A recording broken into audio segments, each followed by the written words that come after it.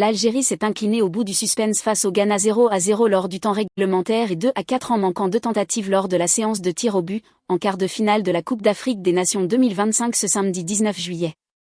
Même scénario entre l'Afrique du Sud et le Sénégal à Oujda, où les Banyana sont venus à bout des Lions au tir au but, 0-0 et ensuite 4 tirs au but contre 1.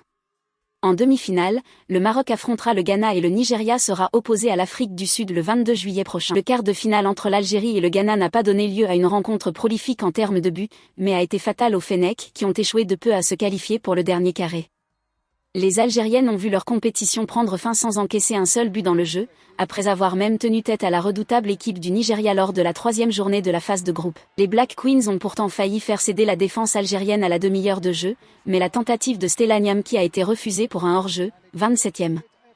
Toujours au quai de coude à la fin du temps réglementaire, les deux formations ont étiré le suspense jusqu'en prolongation sans parvenir là non plus à ouvrir le score. Au bout du suspense, les Algériennes ont finalement chuté lors de la séance de tir au but après les tentatives manquées de Marine Daffer et Inès Belloumou. Ghana, qui avait manqué la dernière édition de la Coupe d'Afrique des Nations, rejoint donc les demi-finales pour la première fois depuis 2016 et affrontera le Maroc, hôte de la compétition, le 22 juillet prochain pour une place en finale. Le dernier quart de finale de cette CAN 2025 a connu un scénario similaire entre l'Afrique du Sud, championne en titre, et le Sénégal. Les Banyana et les Lions sont restées muettes jusqu'à la fin de la prolongation et ont elles aussi dû passer par l'épreuve des tirs au but pour arracher le dernier billet pour les demi-finales, 4-1, après un nul vierge au terme des 120 minutes de jeu. Les championnes d'Afrique en titre poursuivent leur route vers un deuxième sacre consécutif. Les statistiques offensives témoignent de l'équilibre. Seulement 4 des 11 tirs sud-africains ont été cadrés, contre 3 sur 8 pour les Sénégalaises. Les Sénégalaises Nguena Ndiaye,